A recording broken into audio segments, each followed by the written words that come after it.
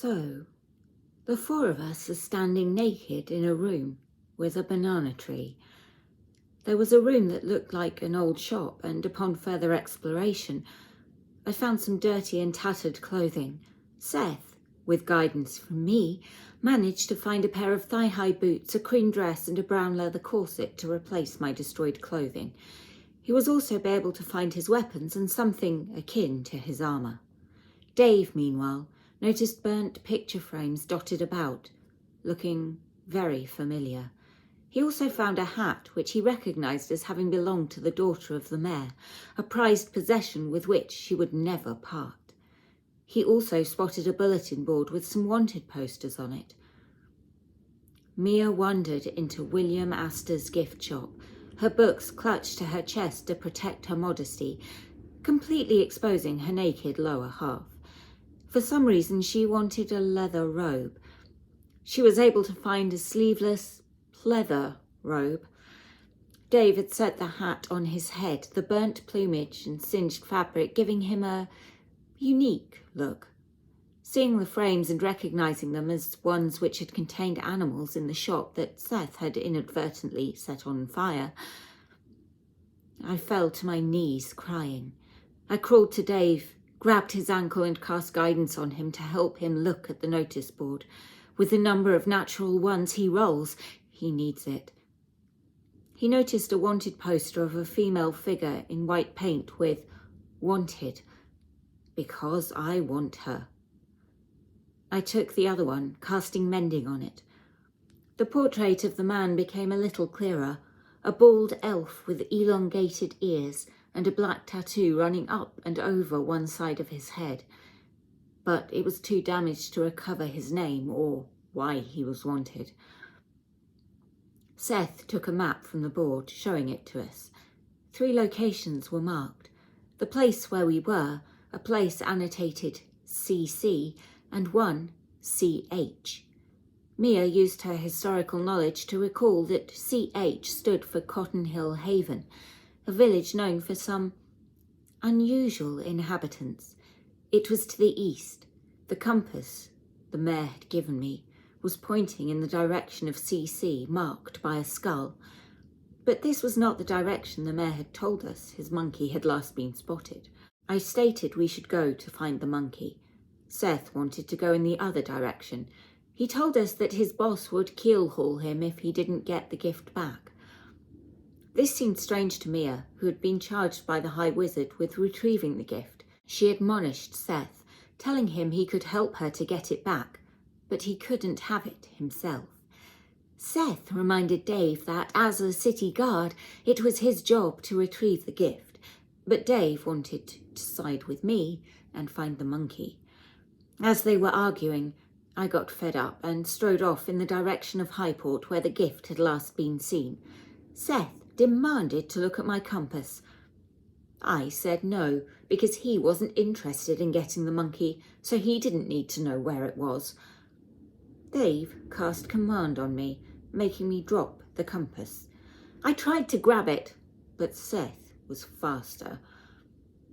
I was about to cast Thorn Whip, but he told me he'd give the compass back once we got outside. We left the shop, passing through a door with a bell above. As we walked along the path, we shortly noticed a humanoid figure on the road ahead, leaning against a tree. It didn't seem to be moving, but we were too far away to see much. I summoned a wild companion, a tiny pink pseudo-dragon appearing in my hand. Sherbet. I sent him to take a closer look. I could communicate telepathically with him, but I didn't bother to mention this to the rest of the party. They simply saw the pseudo-dragon appear and me staring intently at it. The male figure was clearly dead, a bruised neck, with 3 slash marks that had made indentations in the tree they had gone so deeply. It had not been a quick death, but slow and painful. Nearby, the dragon detected a bag with something moving inside it. Something that seemed friendly. Sherbet was unable to pick it up, so I strode up to it and released a small fluffy creature, which immediately began talking very quickly. Sir Fuzzington introduced himself and told me he knew what had happened. I got him to sit on Sherbet, whom he regarded as a mount, and sent him flying in circles whilst I inspected the corpse. I found an amulet with a circular pendant which matched a sigil on his armour, a knife, a dark red cape, and 20 gold pieces. I headed back to the rest of the group with my new companion. I described the amulet to Seth, and it sounded familiar to him, so he went to investigate. He recognised the armour and that the wearer was a leader of some kind. Mia went with him, interested in the armour, although I told her it was probably beyond use. With the promise of tea and cookies if we accompanied him to his village, Sir Fuzzington rode Sherbet with pride, telling us that children from Cotton Hill Haven were taken by the Big S. He went to rescue them and got trapped in a vile leather bag. I asked if the initials CC were familiar to him at all, and he said yes, the Cotton Caves, where the children were being taken. Seth wondered aloud what colour the fluffy villagers turned if you choked them, and a voice quietly said that, "If you squeeze hard enough, blood comes out of their ears." Seth had found a friend who liked violence, and knew the exact place where they could find some. Sad at the disapparition of Sherbet as my wild companion spell faded, I cried quietly and went to get cookies for comfort food. Sir Fuzzington, worried that he may have rabies, announced he was going to the doctor, and anyone who wanted to get checked out could accompany him. Dave and Mia decided to go along. They were introduced to Professor Dr. Fluffernugget as 2 men, and Mia attempted to explain that she was a female and a wizard.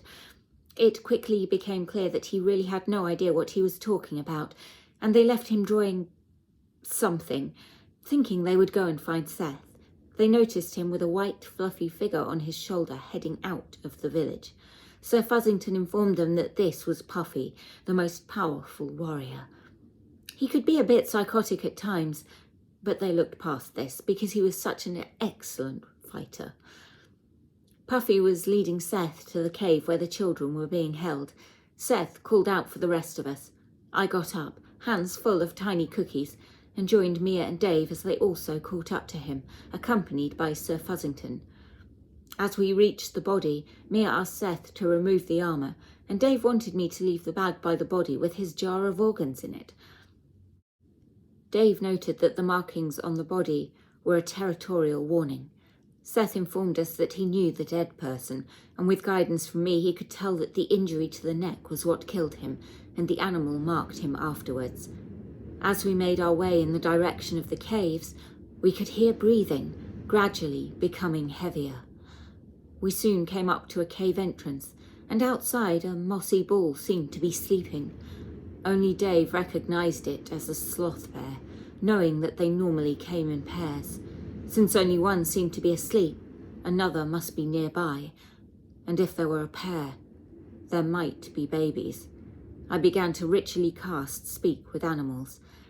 I finished the 10-minute casting without incident and then whispered, "Hello?" but nothing responded. I moved a bit closer, saying it again. A rustling came from some nearby trees and another sloth bear began to awaken.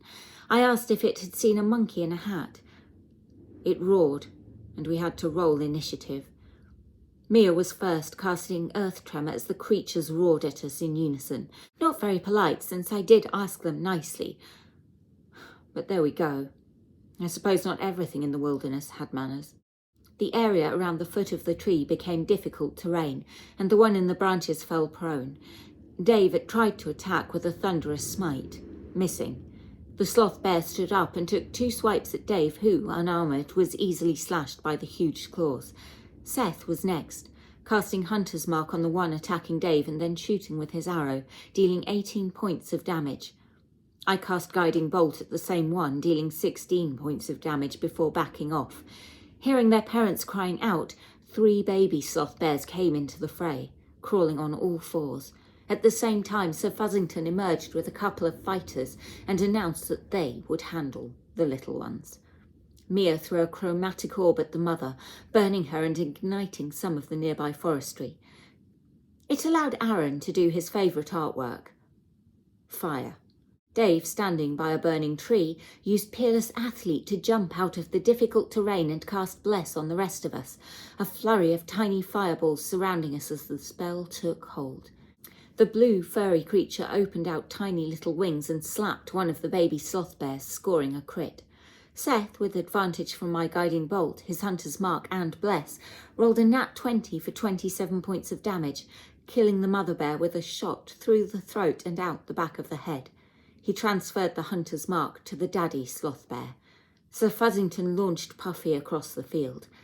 I cast another guiding bolt, dealing a little damage, and then it was Puffy's turn to go. His teeth did a lot of damage for such a tiny creature. Mia tried to attack, her fireball not strong enough to get through the thick sloth bear fur. Her proximity to the cave enabled her to pick up on a desperate plea coming from within, the fear briefly moving through her before she shook it off. Dave tried to cast Command, Grovel, but the sloth bear looked at him in confusion. He hung his head and walked backwards 10 feet. Seth moved up beside Dave and took aim at the sloth bear, dealing 16 points of damage. He looked at Dave and smiled as he loosed his arrow, showing him how it's done. Sir Fuzzington moved as close to Dave as he could and threw him a vial of white liquid that would give him the courage of 9 cotton people. The sloth bear picked up Puffy and threw him into the blazing trees, where he popped like a kernel of popcorn. I cast Moonbeam on the sloth bear, which failed its save, taking full radiant damage. I warned the others that the Moonbeam would affect everything. Mia stepped closer and cast Thunderwave, dealing a disappointing 4 points of damage, but pushing it 10 feet away. She again felt a surge of psychic energy calling back to the creature that signalled from the cave. Whatever it was much bigger, and it was on its way. Dave chose to save the potion for a proper fight, and instead hurled a spell at the sloth bear, finally hitting. Seth followed up with a shot, dealing 18 points of damage and killing it. Over-killing it. It only had 2 points of health left. Sir Fuzzington said they would take care of the babies and we should take care of the prisoners inside. Seth decided to decapitate the mother and remove an arm, dragging the parts to the dead human and carving a symbol into the arm of the sloth bear. Dave and I made our way over to the cave, seeing an orc child, 2 human children, and a number of cotton children who were pretty much the same size as the human child. There was also a small, silvery blue-coloured baby dragon, badly injured. I spoke in Draconic, telling it that we were here to help. It replied, "Too late. Mummy's coming." Just as an elder silvery dragon landed, crushing Sir Fuzzington.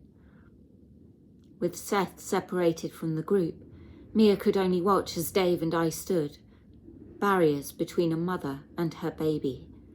This could be very, very bad.